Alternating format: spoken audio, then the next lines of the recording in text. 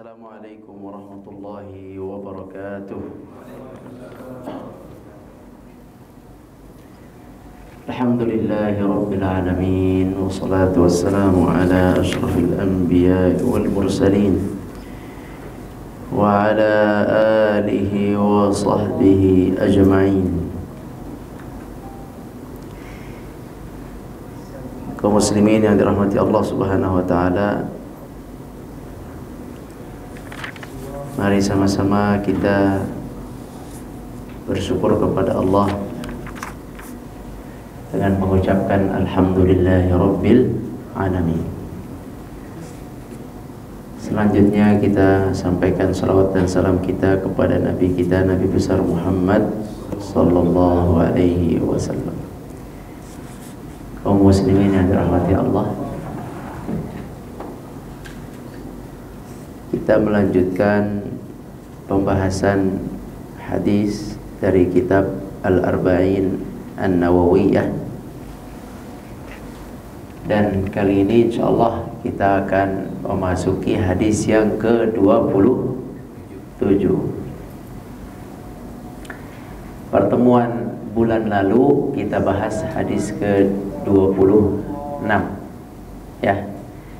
Masih ingat nggak hadis 26? Hadis ke-26 itu adalah kita harus mensedekahkan anggota tubuh kita. Sedekah lisan, lidah antum ini. Sedekahkan lidah antum dengan mengucapkan yang baik-baik, yang benar, yang jujur, atau dengan berzikir. Itu cara mensedekahkan lisan. Mensedekahkan tangan dengan cara apa?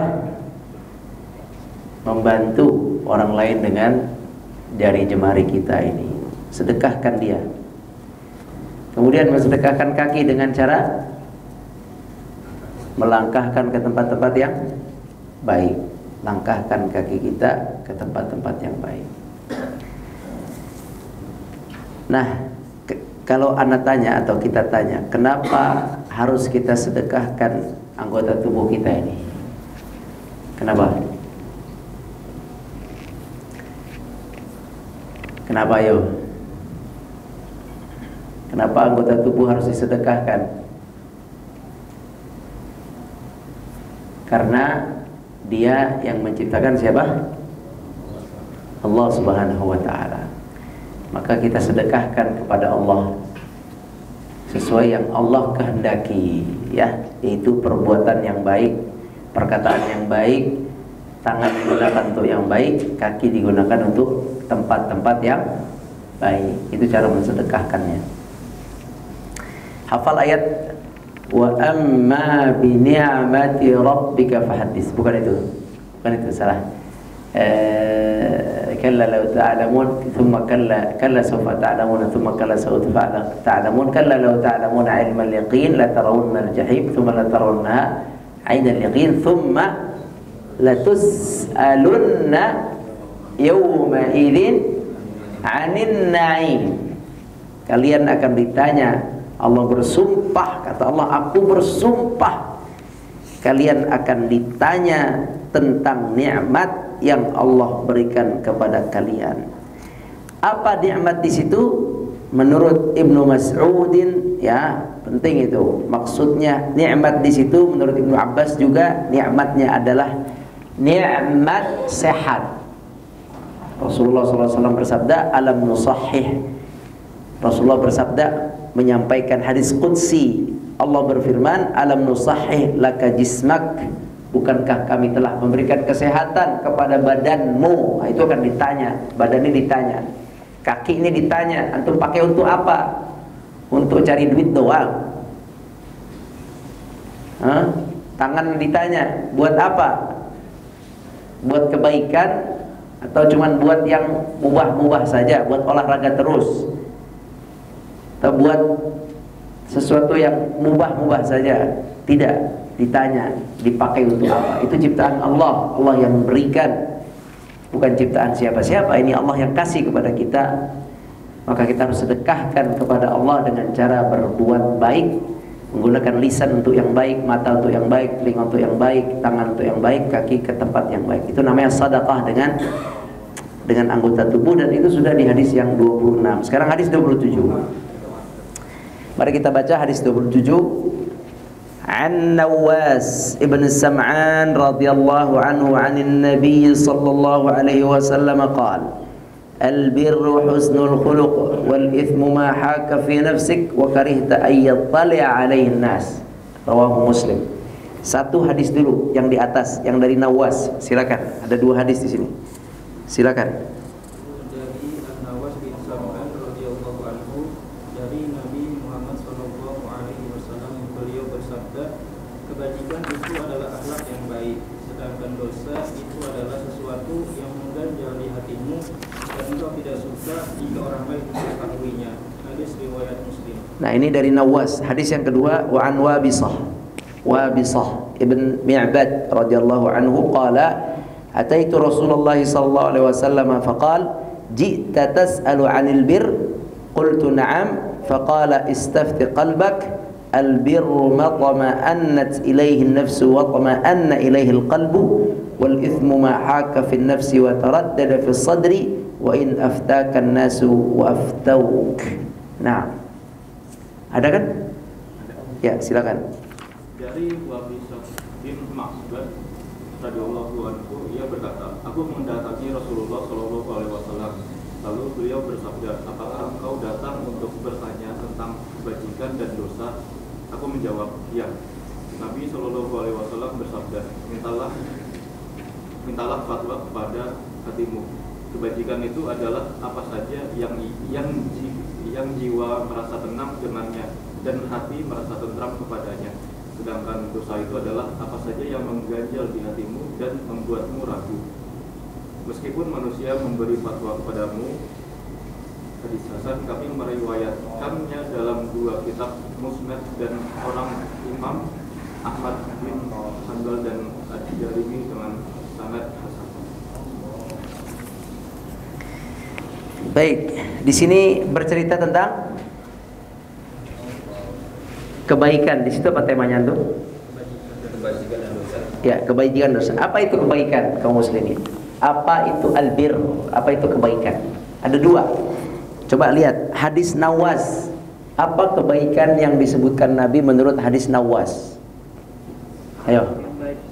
Akhlak. Akhlak yang baik. Apa itu akhlak? Banyak, masing-masing sebutin akhlak. Contoh akhlak. Akhlak itu secara umum adalah interaksi manusia dengan makhluk Allah, manusia dengan manusia dengan hewan, itu masuk bab akhlak. Makhluk dengan makhluk namanya akhlak.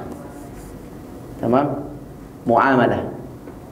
Kebanyakannya akhlak itu ada pada hubungan manusia dengan manusia. Akhlak. Taib. Apa contoh akhlak? Terus sahih, yang lain. Contoh akhlak. Banyak contoh akhlak. Kalau ngutang, kalau berhutang, bayar. Itu akhlak. Nah, itu bir. Itu namanya bir, itu kebaikan. Kalau janji, kalau nggak bisa nepati, minta maaf, kabarin. Itu akhlak. Saya nggak enak. Apaan nggak enak? Nggak enak itu bukan akhlak. Nggak enak itu nggak enak itu bukan akhlak. Ya, kabarkan saya terlambat, saya nggak datang. Mohon maaf. Itulah akhlak. Itu akhlak. Kalau janji, tepati. Kalau setia, tepati. Kita udah sepakat A dan B, tepati. Sepakat A dan B, tepati. Itu akhlak.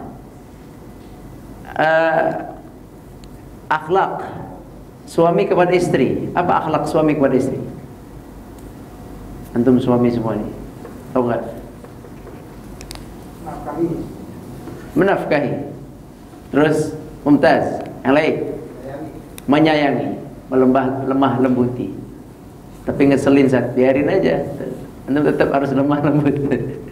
Kata Nabi, istausu bin nisa'i khaira, berbaik-baiklah kalian dengan perempuan istri kalian. Fa innahunna khuliqat min dila', perempuan itu diciptakan dari dila' itu tulang rusuk, bengkok. Bengkok, fa in aqamtaha kasartaha, kalau kamu keras patah. Wa in taraktaha, kalau kamu biarkan dia bengkok. Jadi kamu harus apa namanya? Tarik ulur. Harus tahu triknya kepada perempuan. Akhlak, itu namanya akhlak. Akhlak istri kepada suami patuh, taat, nurut, sesuai dengan aturan suami. Jangan semena-mena memakai hartanya, jangan semau-maunya pakai harta suami, itu ada adab-adabnya. Akhlak, akhlak perempuan istri kepada suami. Akhlak anak kepada orang tua, apa itu? Berbakti. Yang jawab sana terus. Bersedekahnya banyak dengan lisan. Yang lain, ya, adab orang tua kepada anak, akhlak orang tua kepada anak. Ayah, antum ayah, akhlak antum kepada anak, menafkahi, membimbing. Terus mendidiknya ke arah siapa? Ke arah Allah, memperkenalkan Allah. Ada akhlak albir, kebaikan. Menyayanginya, mendoakannya. Terus ini apa namanya ini?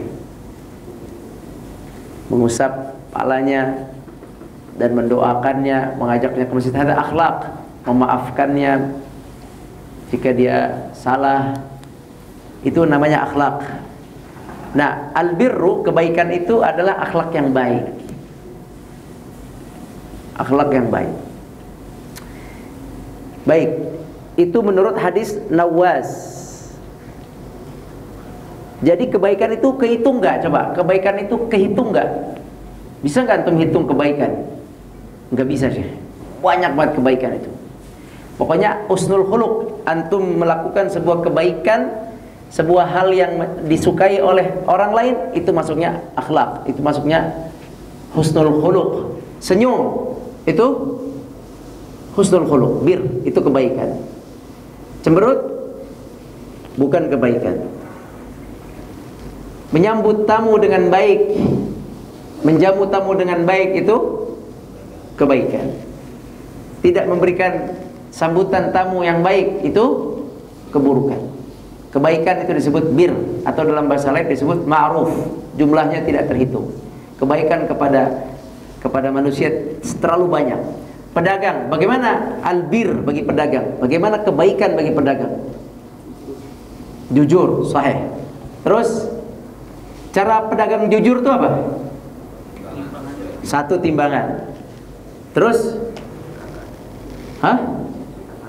perkataannya iya apa? Jujur dalam timbangannya. Kalau jujur dalam modal perlu nggak? Nggak perlu. Kalau pedagang tuh nggak perlu jujur dalam modal. Maksudnya gini, kalau nggak ditanya nggak perlu menyebutkan modal, nggak perlu. Kalau ditanya dan dia butuh informasi itu, silakan aja sebutin secara jujur. Terus apa lagi? Akhlaknya pedagang, jujur. Kemudian menjelaskan. Ya jujur itu udah semuanya sih. Menjelaskan harganya jika dibutuhkan, harga aslinya. Kemudian menjelaskan cacatnya, kondisi barang jika ada. Kondisi barang itu dua, ada kelebihan, ada yang mana yang harus diceritakan? Iya, keduanya. Yang mana yang duluan? Kelebihan, kekurangan. Akhlak pedagang mana duluan? Kelebihannya atau kekurangan? Kekurangannya ya Syekh. Kekurangannya duluan dijelasin. Yang kelebihan terus. Nah, kekurangannya ada masalah apa? Ini ada masalah ini, tapi ini bagus. Ini masalahnya di sini, kurangnya di sini. Kalau antum mau silakan harganya segini. Kalau enggak apa-apa. Itu akhlak, barakah. Di antara akhlak pedagang juga adalah menerima barang yang dikembalikan. Di antara akhlak pedagang juga ngasih harga tidak mahal-mahal. Bagaimana akhlak pembeli? Albir, kebaikan pembeli. Bagaimana? Ayo. Kebaikan, akhlak bagi dalam seorang pembeli. Bagaimana? Nawarnya jangan sadis. Betul kata Nabi, rahimallahu rajulan samhan idza ba'a wa idza ibta'a. Allah akan sayangi orang yang membeli dengan lemah lembut, menjual dengan beli lemah lembut, nawarnya jangan sadis ya. Nah, Paham? Nawar ya nawar. Silakan nawar. Kalau misalnya nggak bisa, ya udah maklum.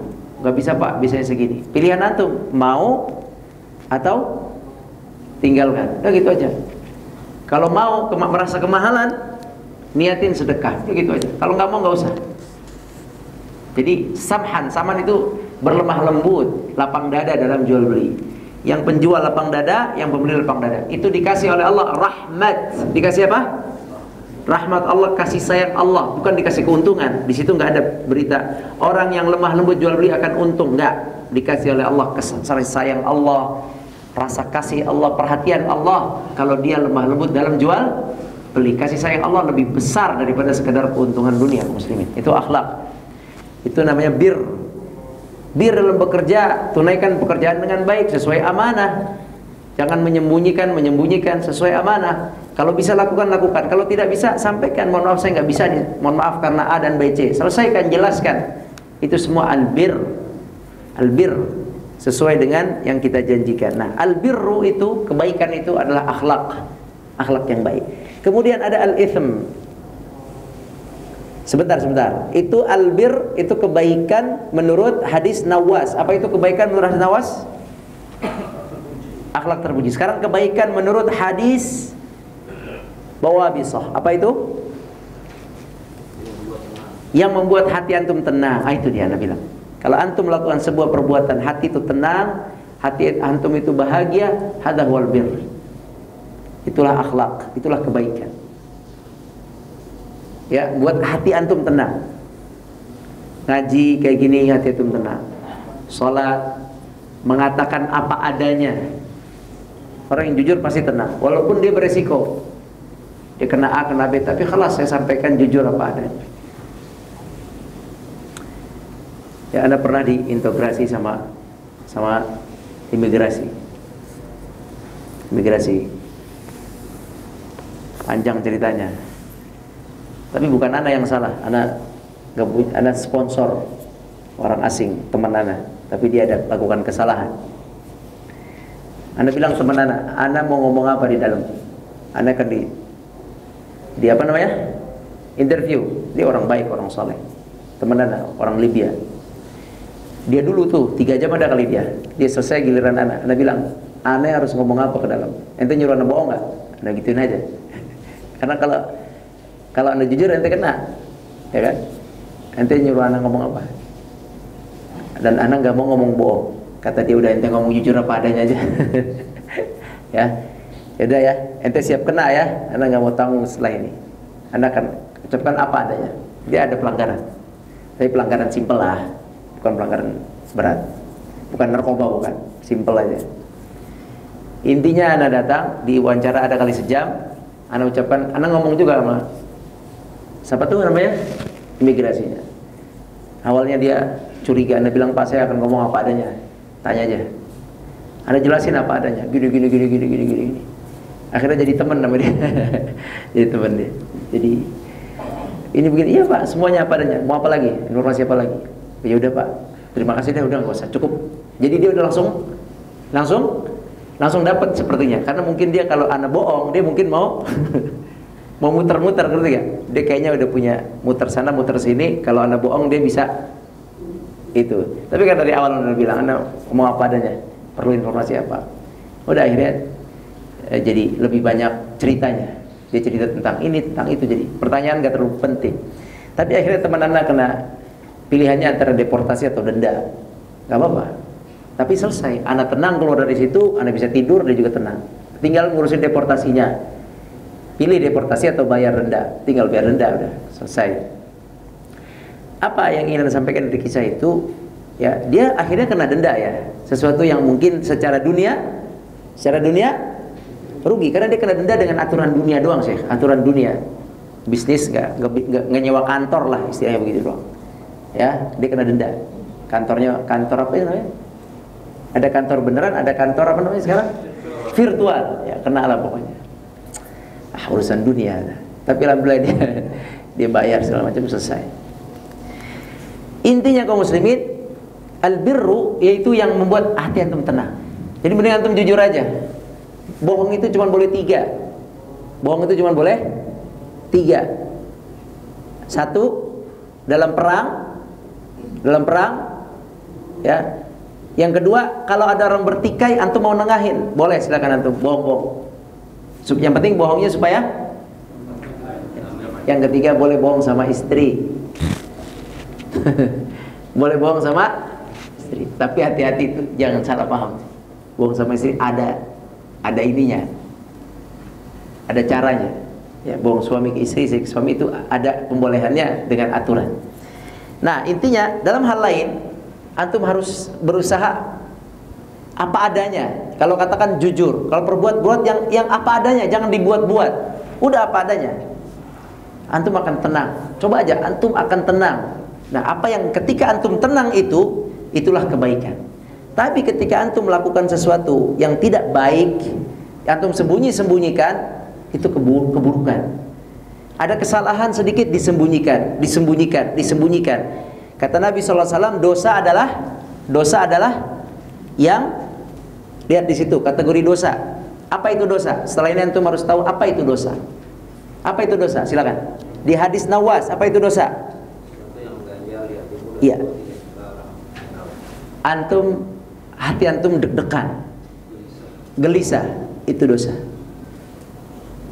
Yang kedua, nggak mau ketahuan sama orang lain. Ada nggak sekarang? Maaf ya, ada nggak yang antum sembunyikan sekarang? Saya nggak mau ketahuan sama fulan. Kalau ketahuan, ini catatan saya bisa dikenakan sanksi ABCD. Berarti ada dosa yang masih menempel di kita. Ada nggak? Sesuatu, silakan masing-masing lihat. Ada yang disembunyikan, ya, disembunyikan. Atau melakukan sesuatu tersembunyi sampai saat ini nih, antum masih takut kelihatan sama fulan nih, kalau ketahuan bahaya nih. Kalau ketahuan bahaya ini, itu perbuatan mungkar, itu adalah sebuah dosa. Ya, itu adalah sebuah dosa. Jadi dosa itu 2. Hati antum tidak tenang, takut. Yang kedua, tidak mau dilihat oleh orang lain. Makanya pencuri itu malam-malam. Makanya pembohong itu melakukan segala cara. Dia takut terungkap.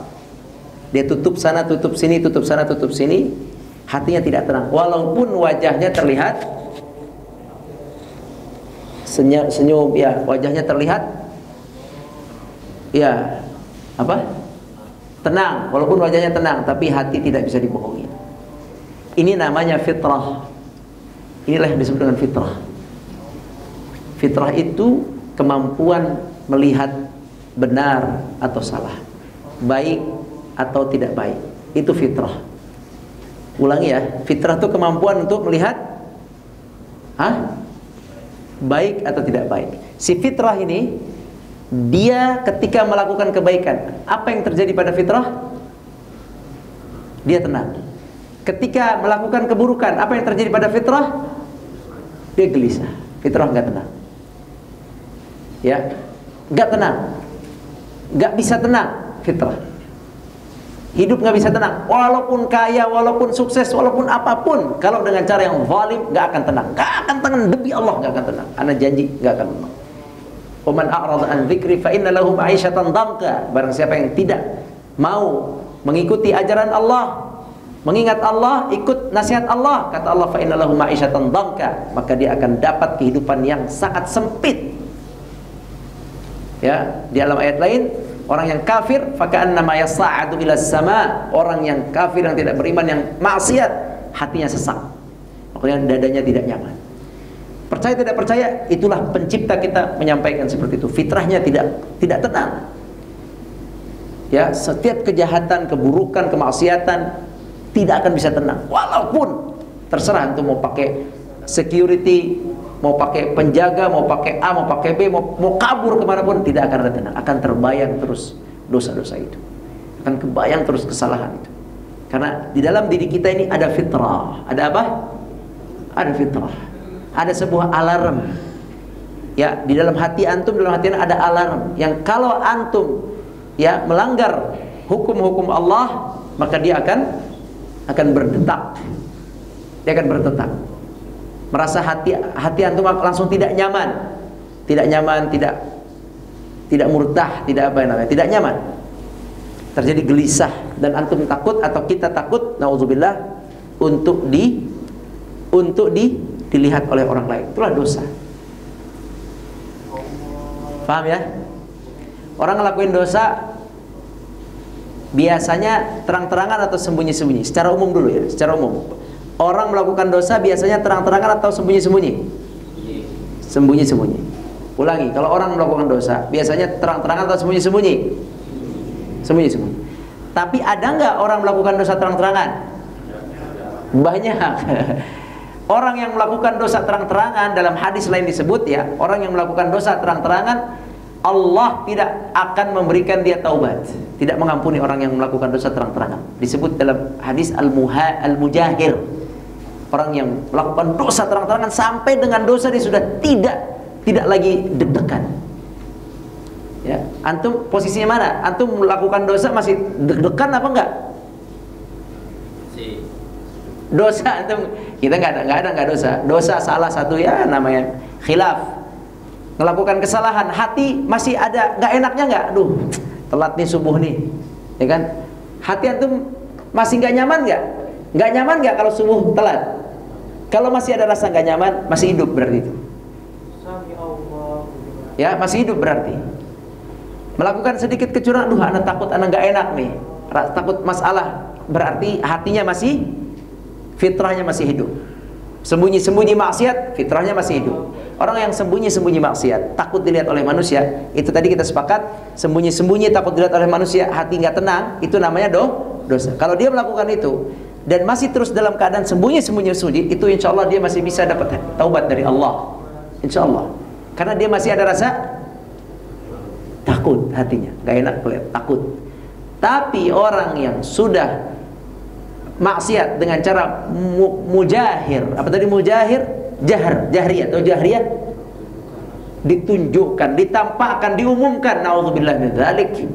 Itu potensi akan datang kepadanya taubat dari Allah. Itu potensinya hanya kuasa Allah saja itu.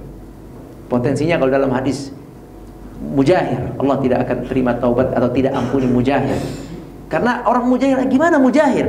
Mujahir berarti dia udah terang-terangan mencuri, terang-terangan zina, terang-terangan bohong, terang-terangan, pokoknya dia terang-terangan, nggak ada masalah, dia terus lakukan maksiat dengan terang-terangan. Orang yang bermaksiat dengan terang-terangan, mujahir, seperti LGBT itu, terang-terangan.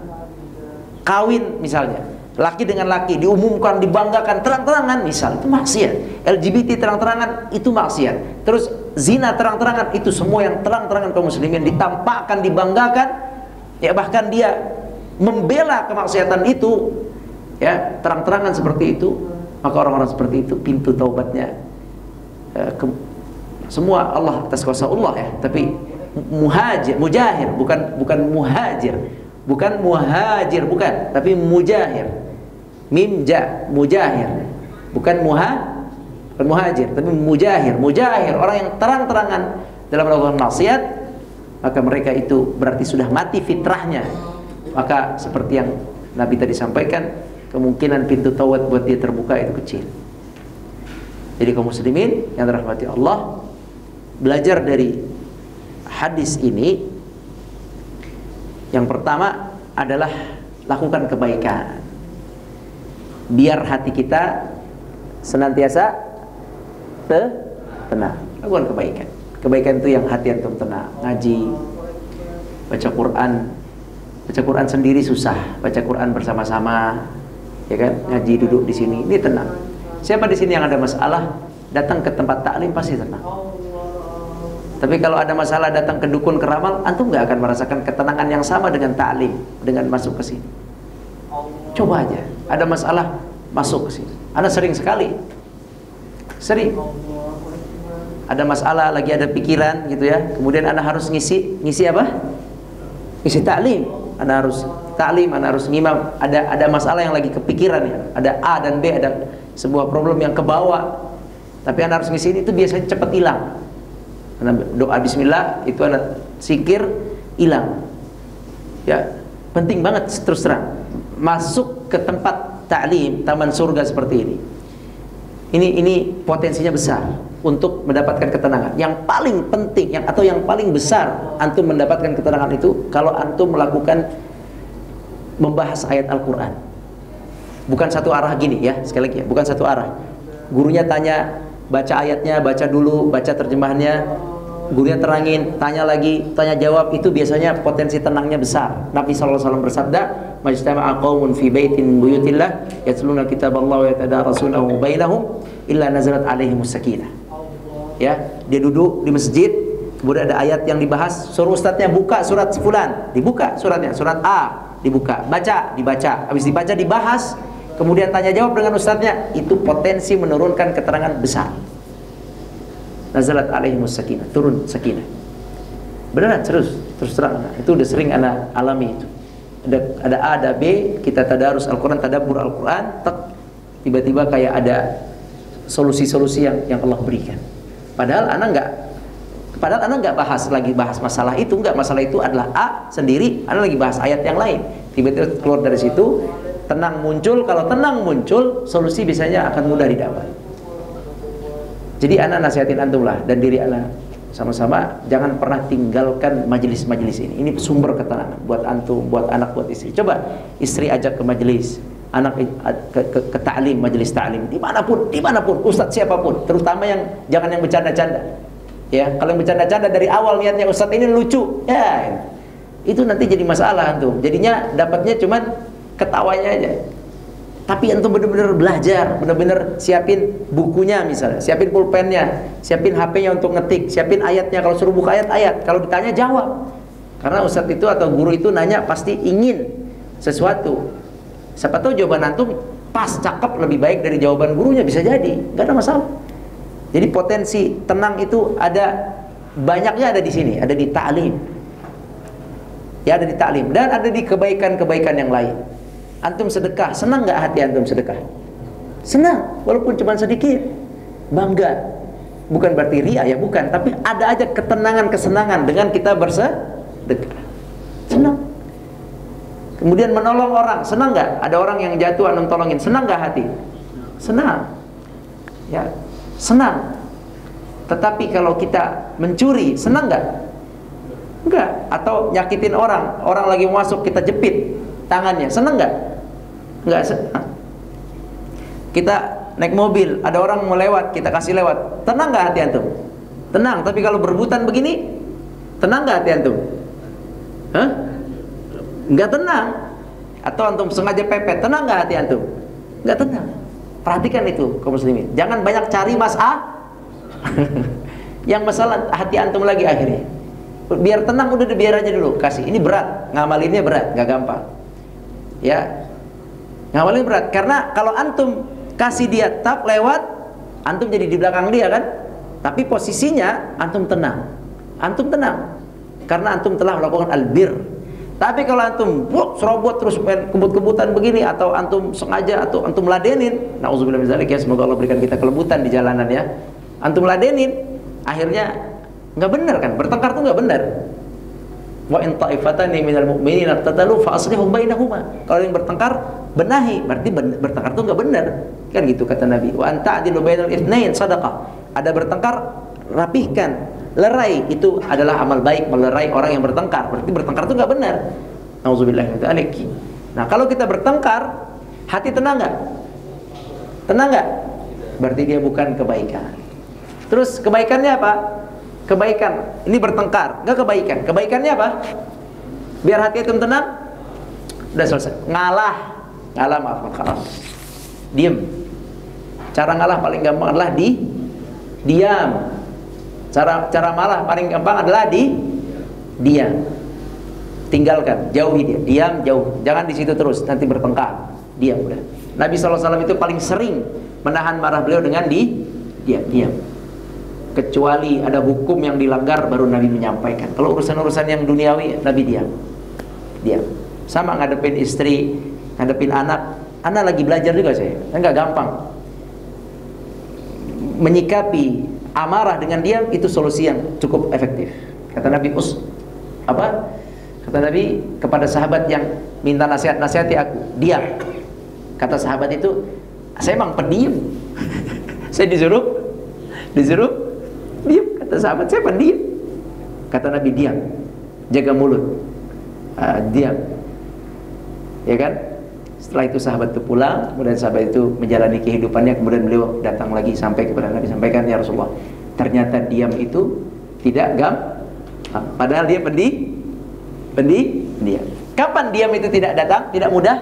Ketika muncul amarah, emosi. Itu enggak gampang. Makanya diam. Maka yu'minu billahi wal yawmil akhir falyaqul khairan aw liyasmut. Barang siapa yang beriman pada Allah dan hari akhir, maka berkata baik atau diam. Makanya Nabi, orang yang paling banyak diam adalah Nabi, dan orang yang paling banyak menyampaikan kalimat baik adalah Nabi. Tidaklah Nabi berkata kecuali baik. Hati-hati. Jadi diam itu salah satu solusi dalam meredam kemarahan. Ada masalah yang enggak enak, udahlah diam, enggak bisa. Astagfirullah. Diganti dengan zikir, nanti antum akan tenang. Nah, itulah albir, itu kebaikan. Tapi kalau dilanjutin terus, diledek lagi, dibalas lagi, kemudian diladenin lagi terus menerus sampai akhirnya tidak tenang, maka itulah al-itham, itulah dosa. Itulah dosa.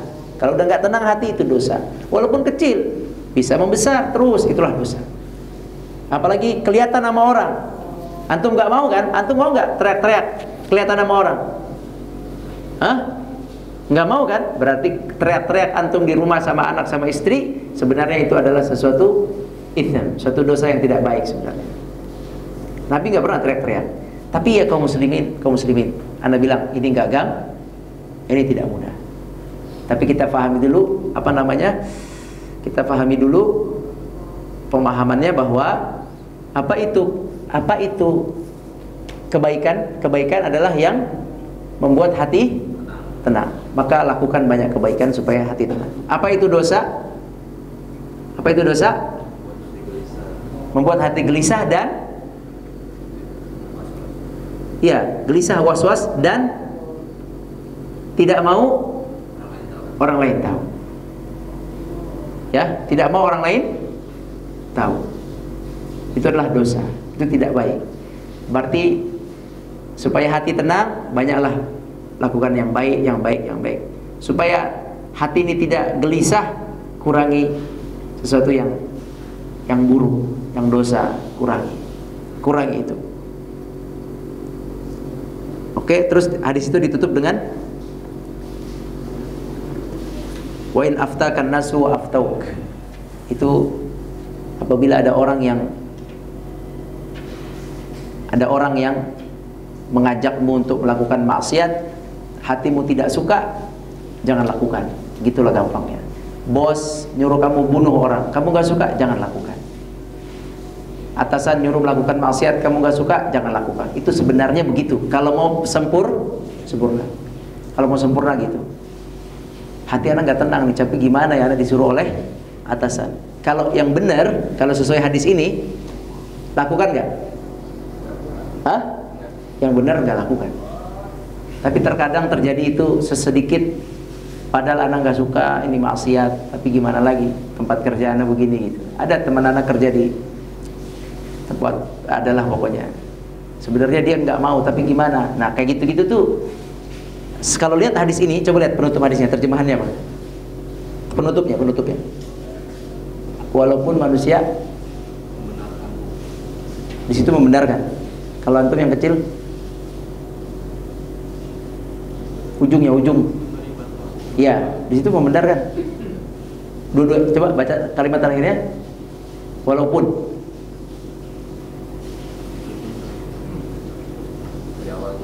Boleh. Dan dosa adalah yang ya, oke.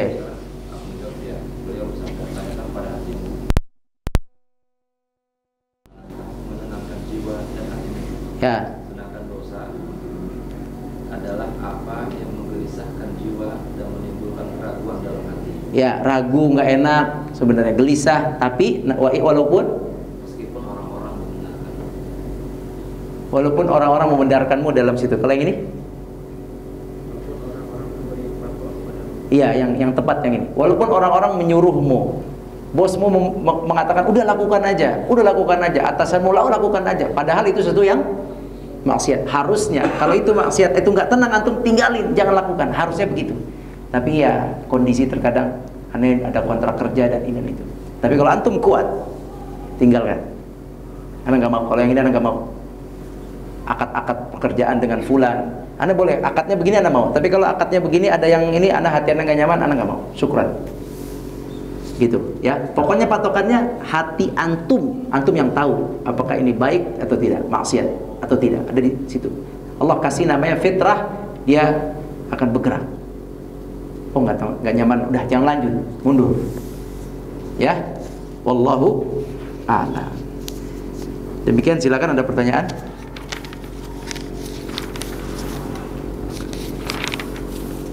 Baik, ada pertanyaan atau tidak? Baik. Alhamdulillah, mudah-mudahan Allah Subhanahu wa taala memberikan kita taufik untuk beramal saleh. Ketahuilah kebaikan itu pada hakikatnya adalah taufik, izin dari Allah. Semoga Allah berikan kita taufik, izin untuk melakukan kebaikan, dan semoga Allah jaga kita dari maksiat dan keburukan. Allah lembutkan hati kita, Allah lapangkan hati kita, Allah kuatkan iman kita. Allahumma amin ya rabbal alamin. Rabbana shrah lana sudurana wamla'hu bil iman ya rabbal alamin. Rabbana ighfir lana wa liwalidayna warhamhuma kama rabbayana shighara. Subhanakallahumma wa bihamdika asyhadu an la ilaha illa anta nastaghfiruka wa natubu ilaik. Assalamualaikum warahmatullahi wabarakatuh.